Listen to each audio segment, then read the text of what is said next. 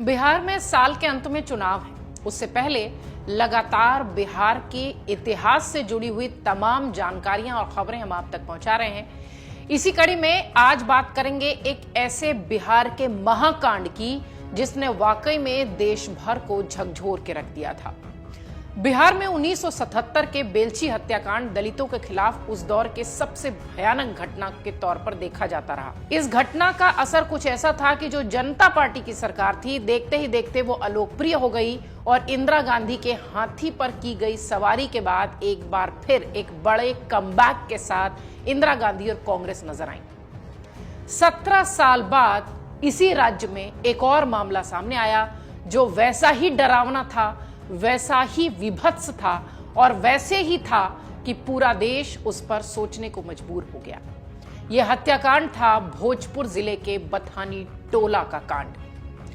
बथानी टोला हत्याकांड क्या है? इस हत्याकांड की पृष्ठभूमि क्या थी? बथानी टोला नरसंहार में किसे निशाना बनाया गया था? कौन लोग थे जो इस घटनाक्रम में शामिल थे? इस हत्याकांड को लेकर जिस तरीके से उनकी पूरी एक कह लीजिए कि एक तस्वीर तैयार हुई थी, उस तस्वीर को लेकर क्या कुछ राजनीतिक तौर पर उसका असर देखने मिला, ये और इस तरह की तमाम बातें समेटे हुए हम आपको बताते हैं आज वो डरावनी कहानी।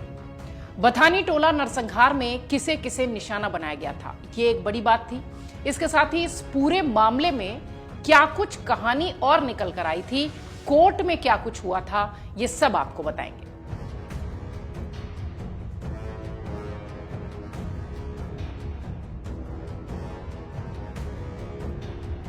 अरुण सिन्हा 2011 में उनकी किताब आई Nitish Kumar and the rise of Bihar. इस किताब के मुताबिक 1970 के दशक में बिहार के ग्रामीण क्षेत्रों में जब भारतीय कम्युनिस्ट पार्टी, मार्क्सवादी कम्युनिस्ट पार्टी और भारतीय कम्युनिस्ट जो लेनिन की मार्क्सवादी पार्टी है, समरस समाज पार्टी ने एक सामाजिक ताना बाना धीरे धीरे बदलना शुरू किया। एक तस्वीर बदलती दिखाई पड़ी, राजनीतिक परिप्रेक्ष्य में यह बदलाव नजर आने लगा। इन पार्टियों के नेतृत्व में 1970 के मध्य तक मजदूरों के तबके ने उच्च जातियों से आने वाले जमींदारों और जमीन पर कब्जा करने वालों के खिलाफ आवाज बुलंद करनी शुरू कर दी। इसके चलते एक खूनी संघर्ष की शुरुआत हुई। इसी चिंगारी के चलते 1977 में बेलछी हत्याकांड हुआ, जिसमें गांव में घुसकर कई दलितों को मौत के घाट उतार दिया गया। 1996 के बथानी टोला नरसंहार से पहले का घटनाक्रम भी काफी हद तक 1970 के दशक जैसा था। दरअसल हुआ कुछ ऐसा था कि भारतीय कम्युनिस्ट पार्टी के मतलब सैकड़ों की संख्या में जो उनके मजदूर थे, उन्हें एकजुट किया गया। मांग उठाई गई कि उच्च जाति की बड़ी जाति वाले जो किसान और जमींदार हैं, उन्हें कम से कम न्यूनतम आय मुहैया कराई जाए। उस दौरान खेतिहर मजदूर प्रतिदिन 25 रुपए और 2 किलोग्राम चावल यानी 2 किलो चावल पर ही काम कर लिया करते थे। महिलाओं को भी थोड़ा कम मेहनताना मिलता था। ये उस वक्त की तस्वीर हम आपको बता रहे हैं। उस दौर में सरकार ने मजदूरों के खिलाफ या मजदूरों के लिए जो भी काम किया था, वो इसी तरह का दिखाई पड़ता था। उनका जो न्यूनतम मेहनताना था, जो दिहाड़ी थी डेली की, वो 32 रुपए तय की गई थी।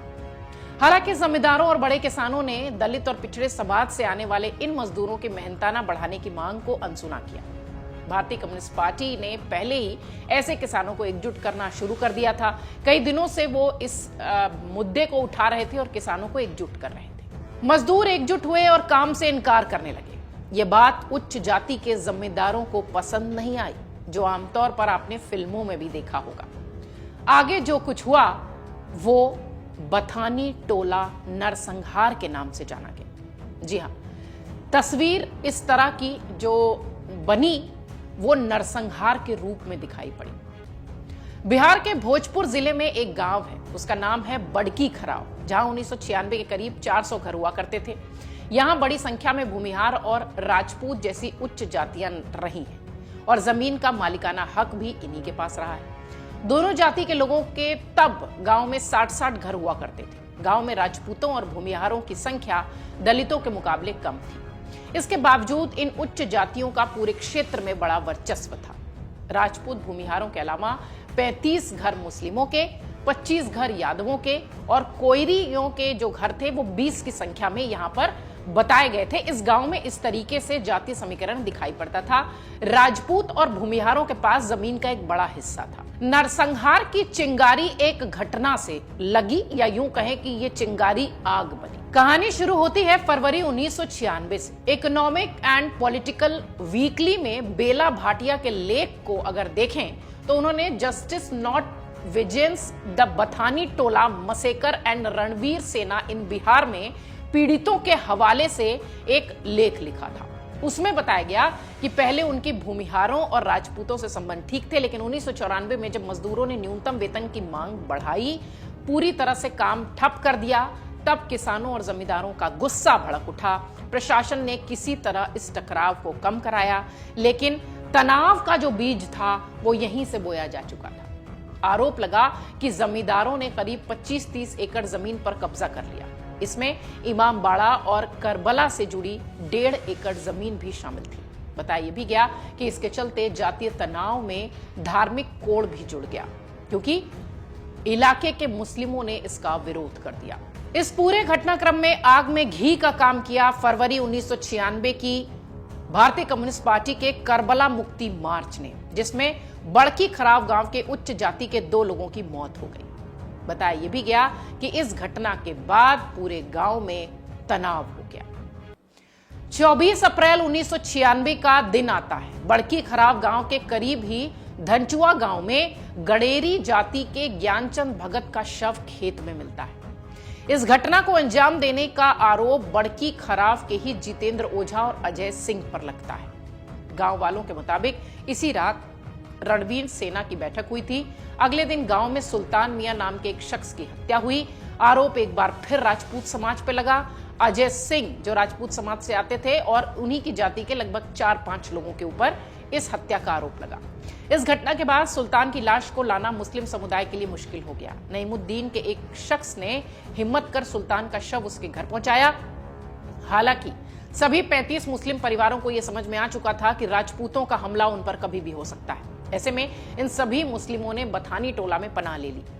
बथानी टोला को उस दौरान भारतीय कम्युनिस्ट पार्टी का मजबूत गढ़ माना जाता था। मानवाधिकार मामलों की अंतर्राष्ट्रीय संस्था ह्यूमन राइट्स वॉच के मुताबिक अप्रैल 1995 में 11 जुलाई 1996 तक, अगर देखा जाए तो 95 से 96 तक भोजपुर में रणवीर सेना और भारतीय कम्युनिस्ट पार्टी के बीच संघर्ष में 46 लोगों की जान जा चुकी थी। ये उससे जुड़ी कुछ घटनाएं हैं जो हम आपको लगातार बता रहे हैं। शुरुआत में अगर आपको वापस ले चलें बथानी टोला नरसंहार, उसकी चर्चा करें तो मोहम्मद सुल्तान का शव लाने गए नईमुद्दीन जमींदारों की आंख में चुभने लगा था। इसके बाद जमींदारों ने रणवीर सेना से संपर्क किया और बथानी टोला पर हमले की तैयारी की। ये सुनकर आपको किसी फिल्म की स्क्रिप्ट लग रही होगी, लेकिन वाकई में इसी तरह से बथानी टोला का नरसंहार हुआ। उच्च जातियों के गुस्से की भनक बथानी टोला के लोगों को लग गई थी। इसी वजह से जिला प्रशासन को रणवीर सेना की साजिश को लेकर जानकारी दी गई। पुलिस ने कुछ चौकियां भी लगाई थी। इसके बावजूद 11 जुलाई 1996 की दोपहर को रणवीर सेना के कई लोग बथानी टोला गांव के आसपास इकट्ठा हुए। इन लोगों का लक्ष्य एक था, 29 अप्रैल से बथानी टोला में छिपे लोगों को खदेड़ना। अरविंद सिन्हा और इंदु सिन्हा की नवंबर 1996 की जनरल रिपोर्ट के मुताबिक रणवीर सेना के करीब 150 से 200 लोग आधुनिक हथियारों के साथ गांव के बाहर जुटे थे। इन लोगों ने लगातार गोलियां दागते हुए पहले गांव के अंदर एंट्री ली। इसके बाद लगातार फायरिंग कर महिलाओं और बच्चों समेत 21 दलितों और मुस्लिमों को मार गिराया। मृतकों में 1-2 महीने का बच्चा भी था और कुछ गर्भवती महिलाएं भी। इसलिए हमने कहा कि देश को झकझोर देने वाला यह हत्याकांड था। बताया यह गया कि बथानी टोला के लोग पारंपरिक हथियारों के जरिए रणवीर सेना का मुकाबला करने उतरे थे, लेकिन बंदूकों के सामने उनकी एक नहीं चली। अधिकतर लोग गांव छोड़कर खेतों की तरफ भागे। इस दौरान रणवीर सेना के लोगों ने उनकी झोपड़ियों तक में आग लगा दी। यह उत्पात, ये पूरी घटना करीब 1 घंटे तक चलती रही। यह तबाही का मंजर लगभग 1 घंटे तक देखने मिला। लोगों का यह भी आरोप है कि साहर पुलिस स्टेशन की बथानी टोला से दूरी सिर्फ 7 किलोमीटर की थी, लेकिन पुलिस दस्ता जो था वो शाम को पहुंचा। बथानी टोला नरसंहार को रणवीर सेना और भारतीय कम्युनिस्ट पार्टी के बीच के संघर्ष के तौर पर देखा जाता है। जमींदार वर्ग भारतीय कम्युनिस्ट पार्टी के कार्यकर्ताओं और इसके जमीन को बड़े किसानों से छीनने के तरीके को नक्सल आंदोलन करार देते थे। ह्यूमन राइट्स वॉच के मुताबिक पश्चिम बंगाल के नक्सलबाड़ी में 1968 में शुरू हुआ नक्सल आंदोलन बिहार तक 1970 के दशक में फैल चुका था। भारतीय कम्युनिस्ट पार्टी के इसी विचारधारा के तहत जमींदारों से जमीन छीनने में जुटी थी। एक तरीके से कह लीजिए कि ये विचारधारा और नक्सल संगठन आम लोगों पर हमले में भी शामिल रहे। हालांकि 1970 के दशक के मध्य में इस संगठन ने जाति व्यवस्था को निशाना बनाना शुरू कर दिया। अपने नक्सल आंदोलन में दलितों और पिछड़ी जाति के लोगों को शामिल करना शुरू कर दिया। बताया यह भी गया कि एक समय में बिहार के 54 जिलों में से 36 जिलों में नक्सल अभियान जारी थे। उच्च जातियों ने इसी समस्या से निपटने के लिए रणवीर सेना बनाई। इसके बाद बिहार लगातार भारतीय कम्युनिस्ट पार्टी बनाम रणवीर सेना की जंग में घिरा हुआ दिखाई पड़ा। जुलाई 2000 साल 2000 में केंद्रीय गृह मंत्रालय ने एक सवाल के जवाब में जानकारी दी कि रणवीर सेना एक जातिगत समूह है। इसका गठन जनवरी 1995 में नक्सलियों और वामपंथी चरमपंथियों से मुकाबले के लिए मध्य बिहार में हुआ था। अपने जवाब में होम मिनिस्ट्री ने बताया कि इस समूह ने 1997 में 41 हिंसक घटनाओं में 103 लोगों की हत्या की। इसी तरह इस समूह द्वारा 1998 में 23 हिंसक वारदातों में 15 लोगों की और 1999 में 11 हिंसक घटनाओं में 46 लोगों की हत्या हुई। जून 2000 तक 11 हिंसक घटनाओं में 47 लोग मारे गए थे। इकोनॉमिक एंड पॉलिटिकल वीकली की एक रिपोर्ट के मुताबिक 11 जुलाई को बथानी टोला में हुई घटना ने पूरे बिहार को हिला दिया था, या यूं कहें कि पूरे देश को हिला दिया गया था। बथानी टोला का मामला कोर्ट में भी गया। जुलाई 1996 में इस नरसंहार के बाद पुलिस के कई आला अधिकारी सस्पेंड हुए।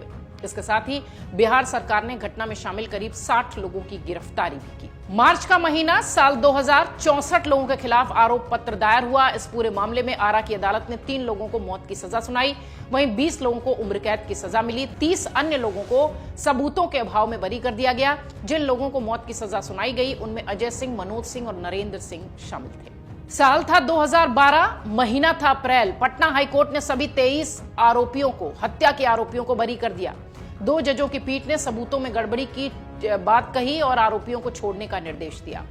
अप्रैल का ही महीना था साल 2012। बिहार के मंत्री जीतन राम मांझी ने कहा कि नीतीश कुमार के नेतृत्व में एनडीए सरकार इस फैसले के खिलाफ सुप्रीम कोर्ट जाएगी। जुलाई 2012 में सुप्रीम कोर्ट ने बिहार सरकार और पीड़ितों के परिवार की तरफ से दायर अपील को स्वीकार कर लिया, यानी सुनवाई की बात तय हो गई और इस तरह से ये मामला देश भर में छा गया। बिहार के बड़े हत्याकांड में ये हत्याकांड भी शामिल हो गया, जहां पर राजपूत सेना और भारतीय कम्युनिस्ट पार्टी के बीच की एक, कह लीजिए कि एक तस्वीर थी जो कि इतनी हिंसक होकर दिखाई पड़ी, जहां बच्चों को भी नहीं बख्शा गया, जहां गर्भवती महिलाओं को भी नहीं बख्शा गया। अगर आप ये वीडियो YouTube पर देख रहे हैं तो हमारे चैनल को सब्सक्राइब कर बेल आइकन दबाएं और Facebook पर देख रहे हैं तो हमारे पेज को लाइक करें।